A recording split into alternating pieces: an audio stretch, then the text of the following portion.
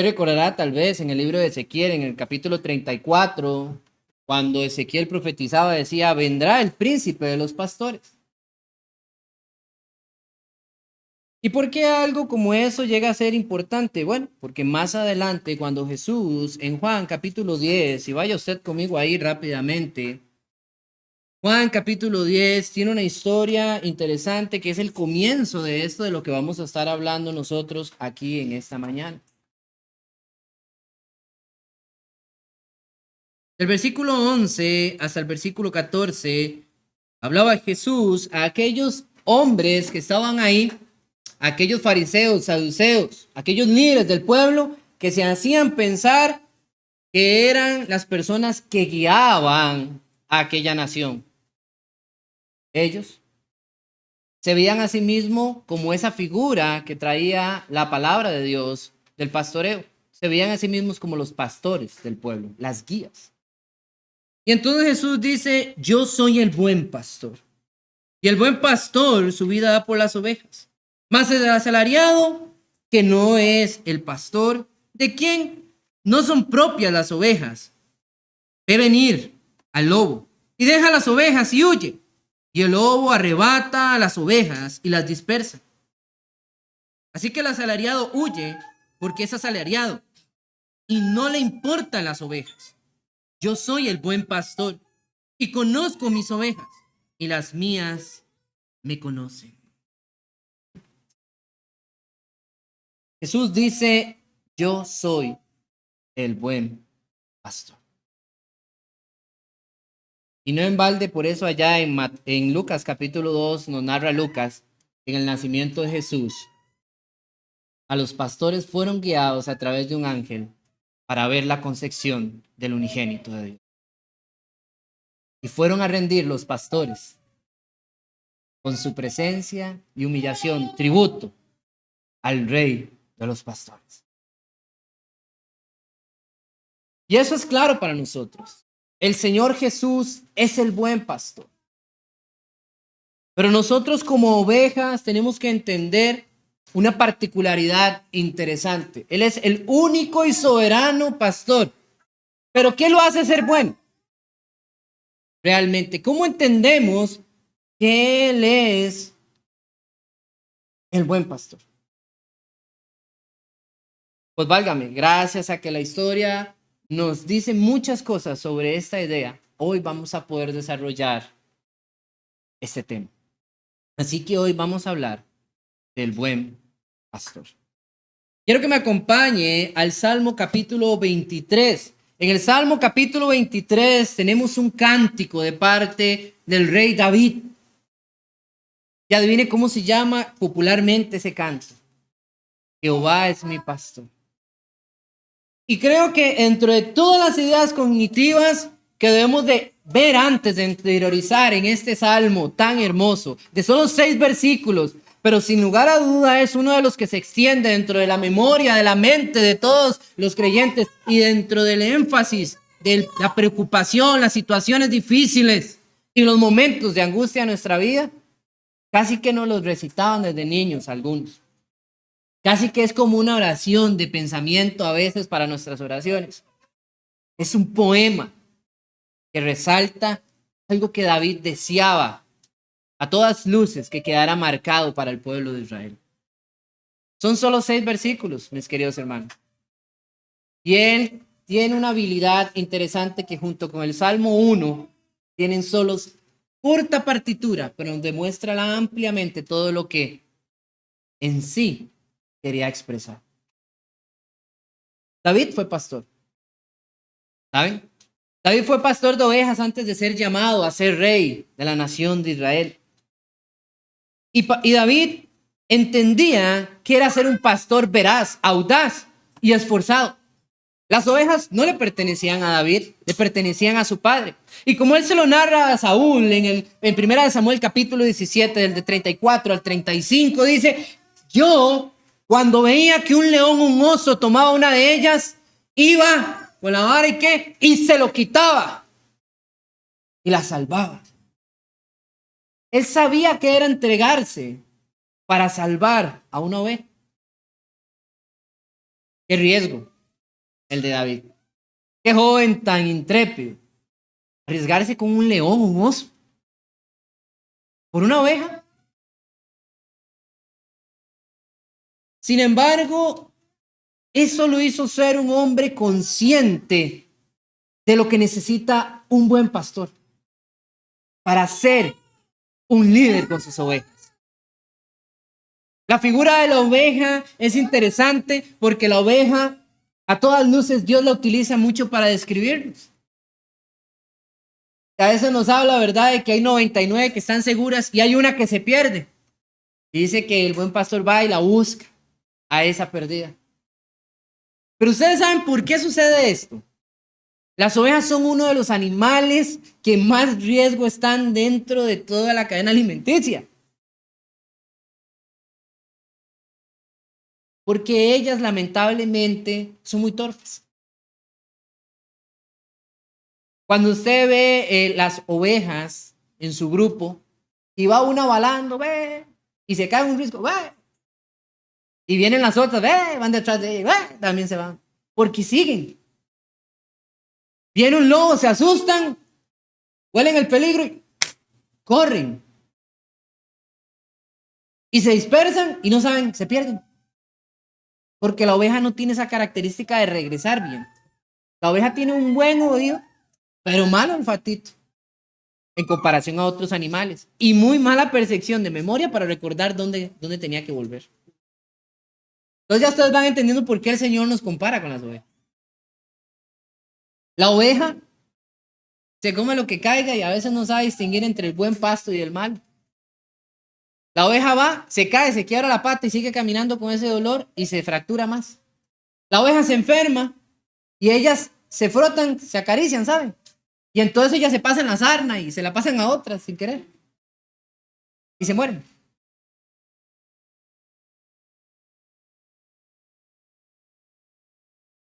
Incluso las ovejas las pican las moscas y las hacen un criadero de gusanos. Y las ovejas no saben cómo quitarse los gusanos.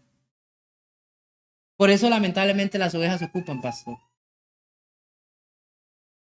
Nosotros ocupamos un pastor. Pero no cualquiera. Necesitamos al buen pastor. Pero para que como ovejas entendamos quién es el buen pastor y por qué es el buen pastor, yo quiero que usted conmigo hoy en esta mañana exploremos el Salmo 23 y veamos las 8 características que David menciona para decir por qué Dios es el buen pastor. Cuando usted viene conmigo al Salmo 23, David empieza diciendo: Jehová es mi pastor, nada me faltará.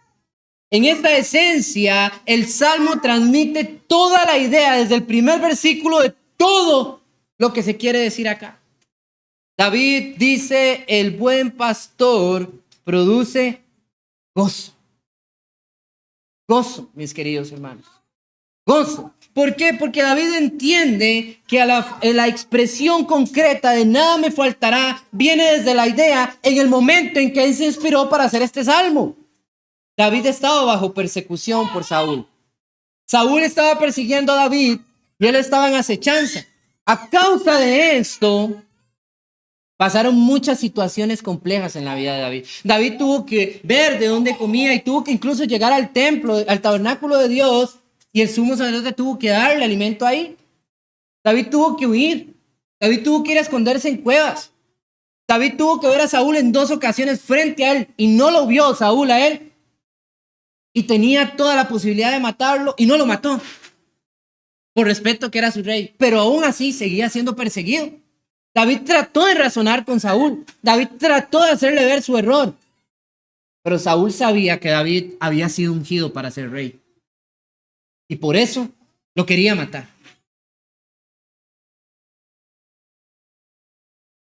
David tuvo que vivir como extranjero más de 1 año fuera de Israel. Y David, cuando ahora es un hombre mayor, es rey, y ha visto todo lo que ha pasado en su vida alrededor de Dios, él dice: Jehová es mi pastor, nada me faltará. Gozo. Gozo es esa palabra que describe la confianza que tenemos plena y absolutamente en Dios, arraigada a su promesa. El día que Samuel fue y ungió a David delante de sus hermanos, entre su casa, como rey, fue dicho que él sería rey.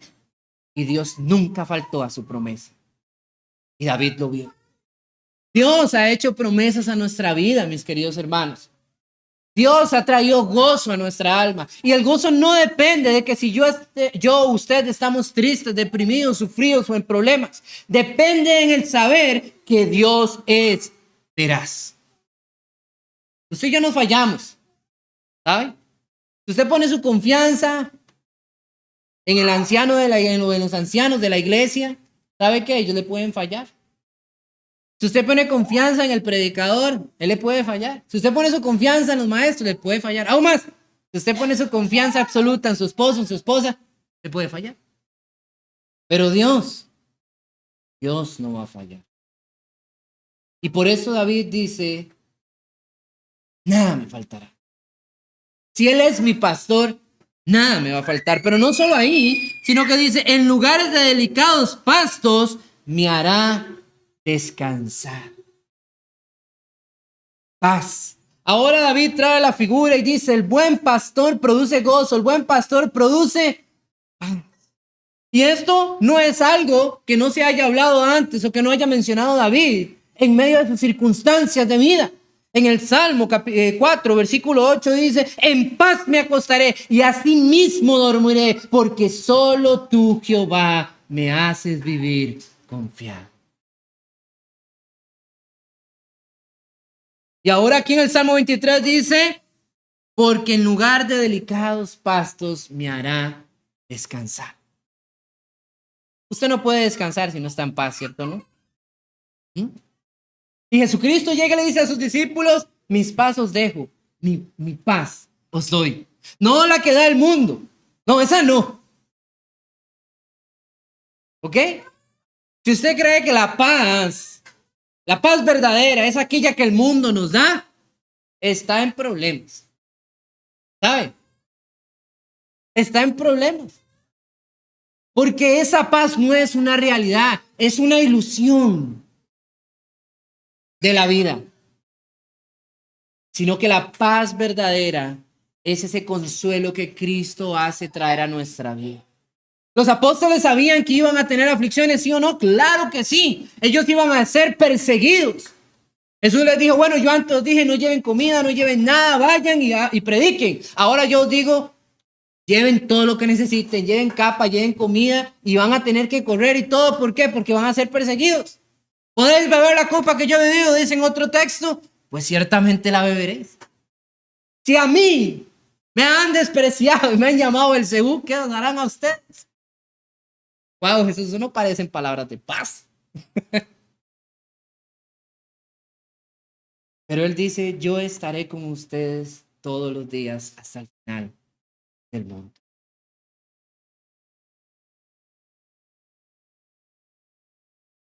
Es mejor estar un día entre tus atrios, 1000 años lejos de Él.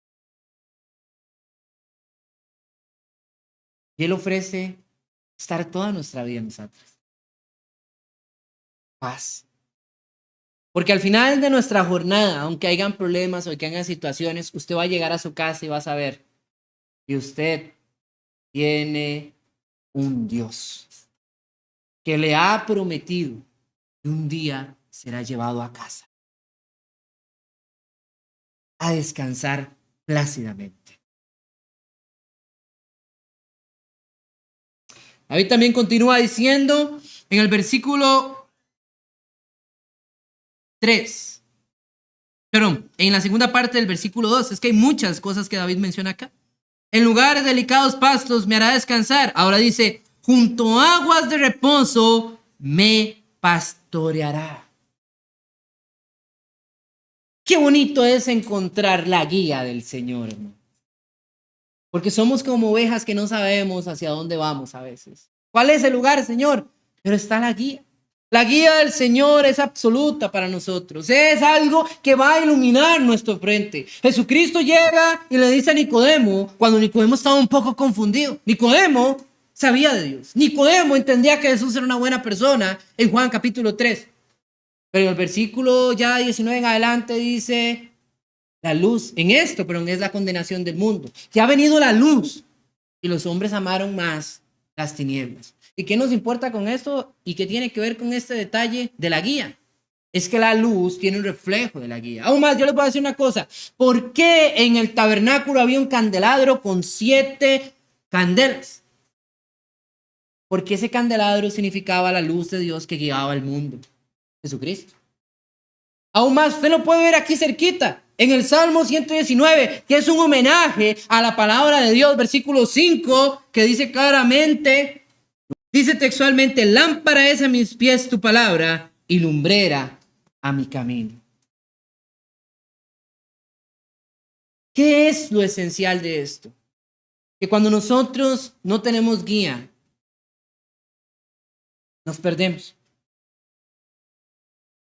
¿Ha estado usted en algún lugar donde usted no conoce y se baja y dice usted, bueno, tengo la dirección, y usted comienza a seguirla y usted se da cuenta que esa dirección que le dieron no es nada buena? Nos critican mucho a nosotros los costarricenses por cómo damos las direcciones, ¿verdad? Pues tenemos una manera de dar las direcciones. Mira, usted sabe la esquina allá donde está la bomba, de la bomba coge para allá y allá para allá. Pero usted sí llega con esa dirección. Llega. ¿Ah? Y nos entendemos. Pero usted le da una dirección de esas a un norteamericano aquí y se perdió. Hay que decirle la avenida, la cuadra y la calle. Y ahí sí llega. Entonces, todos tenemos una diferente forma de poder ver cómo llegar en nuestras habilidades. Pero adivinen qué hace la palabra de Dios en nuestra vida. Nos da esa única y exclusiva guía que solo tiene un camino. Hoy en día todo el mundo dice, tanta religión, ¿cuál es la verdad? Aquí está la verdad. La verdad no la tiene una persona en su boca, la verdad la tiene la palabra de Dios. Esa es la verdad. Mucha gente anda en la axila, la verdad. Mucha gente la tiene así decorativa en la casa, la verdad. Mucha gente la chinea, la fuya, ni la tacha, ni le raya, porque es la verdad. Pero no practican la verdad. No viven la verdad. No son conducidos a través de la verdad. Y ese es el problema. Porque si no, entonces, ¿cómo va a pasar aquí? ¿Cómo podremos llegar junto a aguas de reposo? La ovejita no puede ir a beber en un río o en el agua revuelta, mis queridos hermanos. Porque la ovejita donde se acerca y quiere beber, se cae y se va. Y adivine qué, si la ovejita se moja un poquito, como está llena de lana, pesa mucho. Por eso ella necesita ir a aguas reposadas, a lugares donde no hay corriente, están tranquilitas, pero son buenas para tomar. Y por eso dice que el buen pastor, ¿qué da? La guía. Y nos lleva a aguas que podemos beber. Continúa David, versículo 3, confortará mi alma. Me guardará por sendas de justicia, por amor a su nombre. Y aquí David definitivamente dice esto con toda la propiedad, porque David dice, el buen pastor, ¿qué hace? Restaura. Versículo 3, restaura. David, cuando fue perseguido por Saúl, tuvo que irse a vivir con los filisteos. Y estuvo allá, y el corazón de David de cierta manera se amargó. ¿Por qué? Porque fue más exaltado por un rey filisteo al que sirvió y trabajó por él que por su propio rey, que más bien quería matarlo. Fue más homenajeado por el pueblo de los filisteos que por su propio pueblo. Lo decían y le hacían más caso a los filisteos a David que la nación. Aún más cuando Saúl murió y David llegó, volvió. Solo los de Judea lo aceptaban, su casa. Pero los demás de la región norte no. Fue difícil para David colocarse en el lugar en el que Dios había dicho que tenía que estar. Pero David dice, tú me restauras, Señor. Porque David reconoce que él en algún momento de eso había perdido su mente. Wow, el rey David, el que todo el mundo homenajea. Sí. Él sabía que necesitaba ser restaurado. Solo esta vez, no. Después llegó con Jezabel y cometió un gran pecado y mató a Urías. Y no sabía dónde meterse. Y aunque había guardado su pecado, vino Natán y lo sacó a flote. Tuvo que otra vez Dios restaurar el alma de David. Y después vino su hijo, Absalón. Y casi mata a David. Incluso se le robó todas sus mujeres y se acostó con ellas, faltando gravemente el respeto. Casi le quita por completo el reino. Y murió Absalón. David lo lloró y lo sufrió y se dio cuenta del error que había cometido con él y sus otros hijos. Y Dios tuvo que volver a restaurar su alma. Confortarás mi alma. ¿Nunca ha sentido usted el confort que nos da el Señor? Yo a veces llego y hay momentos difíciles en mi vida y recuerdo, así viene a mi mente un pasaje bíblico y vuelve la sonrisa a mi rostro y me dice, a mí mismo, mi persona, por eso es que lo seguimos haciendo. Puesto los ojos en Jesús, autor y consumador. Él, hermano, nos ayuda a restaurar. ¿Saben? Cuando Jesús habla sobre aquella oveja perdida que se fue, no dejará el pastor las 99 e irá por ella. ¿Por qué es tan importante una oveja perdida? ¿Por qué es tan importante restaurar la vida de alguien que se ha alejado? ¿Ah? No podemos nosotros ver que hermanos se van de la congregación y decir, no importa, váyanse. ¿Qué pasa, pueblo? Si el buen pastor está dispuesto a restaurar, ¿cuánto más las ovejas de su rebaño? Y bien por nosotros, porque sabemos que Él puede restaurar nuestra vida. Como lo hizo con David, como lo ha hecho tal vez con alguno de nosotros, o como lo hará en algún momento, llegamos a fallar. Y continúa, porque hay muchas cosas, hermanos. Versículo 4, aunque ande en valle de sombra de muerte, no temeré mal alguno, porque tú estarás conmigo. David nos dice, el buen pastor nos da protección. Y yo no tengo nada más que agregar a eso, man. Que ande en sombra de valle de muerte. Eso no quiere decir que usted se va a andar metiendo en sombra de valle de muerte, no, ¿verdad? No es como que usted va a buscar el peligro. Porque hay hermanos que llegan y sacan este versículo y dicen, hermanos, no importa, tenemos que, ¿por qué? Porque ¿dónde vayas? No, un momento. El Señor dice que si usted termina llegando ahí, o sea, Dios lo va a proteger siempre. Pero si usted busca el problema, ¿ah? Una vez un hermano conversando, yo llegué y lo vi, estaba todo golpeado, se metió en un problema. Mi hermano, ¿qué le pasó? Y le daba pena, me decía, ay, no, le voy a contar. ¿Qué? Ay, no ve que es que yo andaba allá con los amigos que había dejado en el barrio, ellos estaban tomando y todo ahí, y se armó un problema y ahí se pelearon y yo traté de detenerlos y salí yo golpeado. Híjole, ¿a qué horas pasó eso? Y era la 1 de la madrugada, allá a la vuelta del bar tal. No busquemos el peligro, mis hermanos. No tomemos este consejo como que usted y yo nos vamos a ir a meter a cualquier lado peligroso y Dios nos va a proteger. No, Dios nos va a proteger. Eso es definitivo, eso no cambia. Pero usted y yo no andemos tentando la voluntad del Señor. Continúa David diciendo en la segunda parte, dice, tu vara y tu callado me infundirán aliento. Las ovejitas tienen la maña de ir por cualquier lado. Los riscos no les importa. Por eso el pastor tiene una vara larga. Muchos dirán, esa vara es para protegerlos del león, del oso. Sí, pero tiene una curvatura. Ustedes han visto que las varas de los pastores normalmente tienen una curvatura. Eso es para agarrar a las ovejas del pescuezo. Porque las ovejitas a veces van así, y entonces el pastor jala la vara y jala el pescuezo a la oveja. Venga para acá. Ya se va a perder.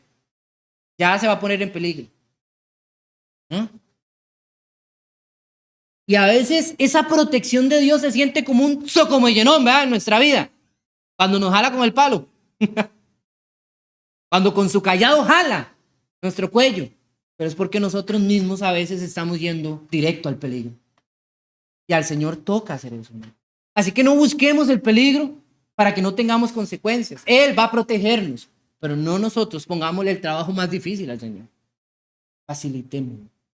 Sustento, vean, gozo, paz, guía, restauración, protección, corrección, sustento. Aderezas mesas. Es una expresión de servir, de que cuando usted llegue y le pone la mesa y ya está la comida lista para que usted coma. Pero él dice, me aderezas mesas delante de mis enemigos. O sea, en medio de ciertas circunstancias en las que yo tengo miedo o en las que me veo en un problema, no sé cómo, pero tú provees. Nunca ha tenido usted necesidad, hermanos. Y nunca ha habido una manera en la que, digo, y usted siempre ha visto como de alguna manera u otra, nunca falta comida. Yo he visto en mi vida eso, hermanos, y la providencia del Señor es grande. Yo he sabido que es llegar a la iglesia solamente con el pasaje en el que fui, el que me voy a devolver, y no saber qué va a pasar más tarde. Y cuando veo a alguien nada más me hace, toma hermano, y me echaron 20,000 pesos en la bolsa. Yo, ¿por qué? Yo quería regalárselos. ¿Pero por qué? Ni conocía a esa señora yo. Porque la providencia de Dios es grande, hermano. Dios provee. Provee tanto para el alimento diario que comemos todos los días y que necesitamos. Y provee tanto incluso para nuestras debilidades físicas en la enfermedad. ¿Saben? Cuando dice unges mi cabeza como aceite, es una figura espléndida. Muchos quieren decir por lo de rey de David, pero no. Trata de que a las ovejas se les echaba o se les derramaba aceite en sus cabezas para poder ayudarlas médicamente. Las ovejas, por los ácaros que se meten en el pelaje de ellas, a veces se les manifestaba sarna. Las ovejas, hay una mosca del rebaño que se va y se posa en la nariz de las ovejas y las ahí pone sus huevos porque es la piel más sensible de la oveja. Entonces, en toda la parte de su pelaje no podía la mosca, pero en la naricita es sensible y entonces incuba los huevitos y esos gusanos crecen y se multiplican en la nariz de la oveja y la oveja comienza a tratar de rascarse, a golpear su cabeza por la desesperación y terminan, ¿qué? Matándose ellas mismas. Se desesperan. Entonces, una técnica del pastoreo es derramar el aceite de olivo con otro compuesto en las cabezas de las ovejas. Y servía para poder quitar esos molestos parásitos, para poder quitar todo eso y para ayudar con todos los tipos de molestias y sanarlas. Cuando se herían, cuando se golpeaban, limpiaban y derramaban el aceite para desinfectar y colocarlas y poder tenerlas ahí en reposo. Por eso usa estas dos figuras. Dios provee. Dios sustenta.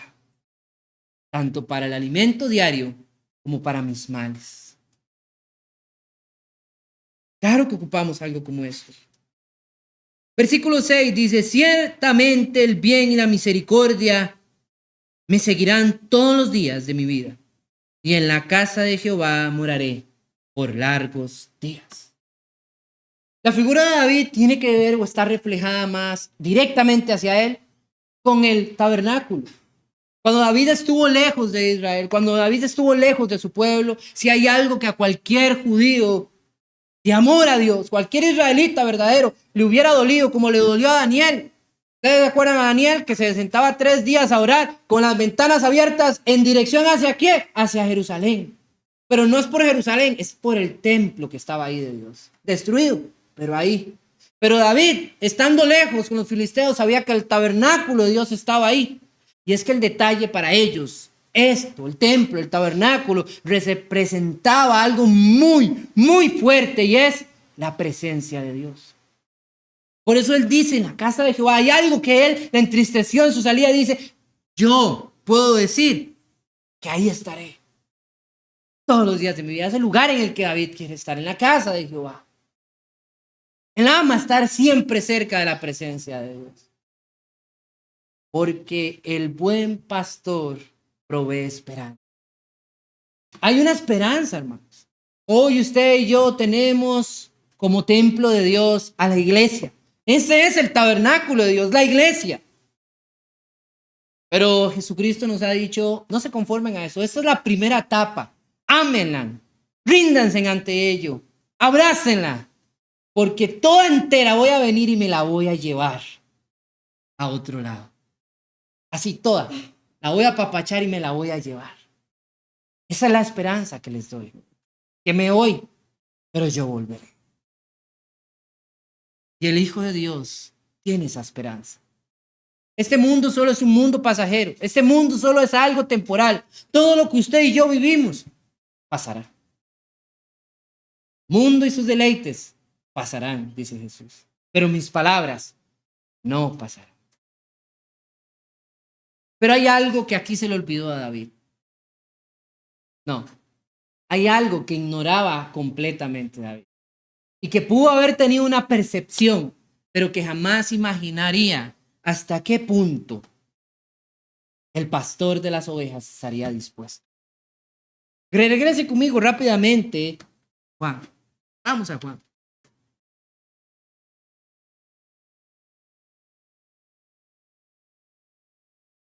Versículo 15, donde nos habíamos quedado.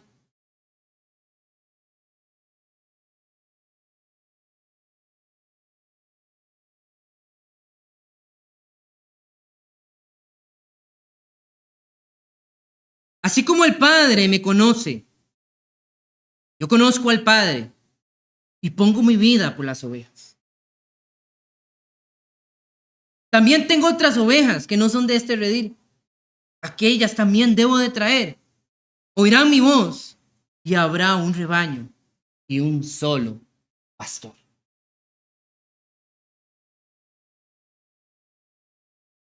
Hay algo importante aquí, hermano. David dice, el buen pastor provee gozo, provee paz, provee guía, provee restauración, provee protección, provee corrección, provee sustento, provee esperanza. Pero hay algo que ni el mismo David se imaginaba que el buen pastor haría. Y es dar su vida. Ve al versículo 17 y 18. Léalo juntamente conmigo. Vaya ahí. Por esto me ama el Padre, porque yo pongo mi vida para volver a tomarla. Nadie me la quita, sino que yo mismo la pongo. Tengo poder para ponerla y tengo poder para volver a tomarla. Este mandamiento recibí de mi Padre.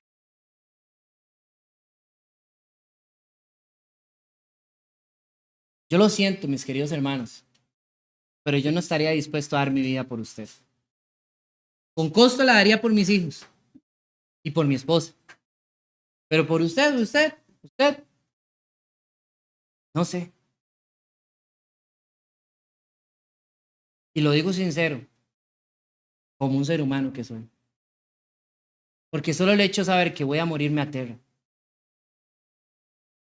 Y si solo me corto un dedito, me duele.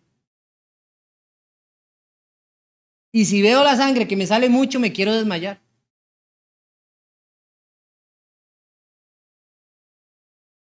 Pero Jesús, hermanos, Jesús no es el buen pastor solo por todas las cosas que hemos leído y estudiado en esta mañana.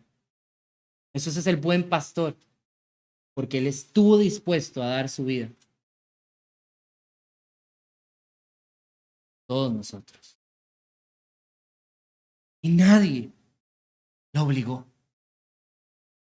Jesucristo, hermanos, es una figura que no solo se levanta hoy en esta mañana como un líder incorruptible, como un proveedor excelente, como una guía absoluta o como un método audaz, sino como la única opción que queda.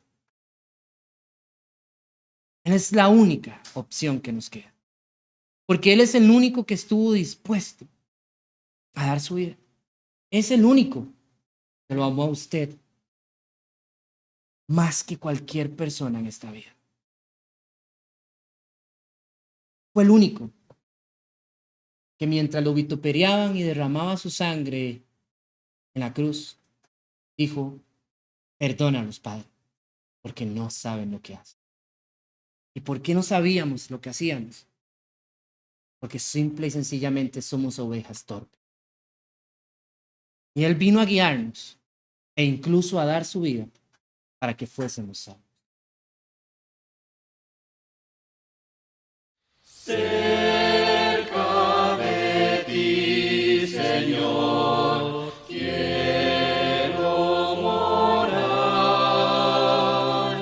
Tu grande y tierno amor quiero gozar.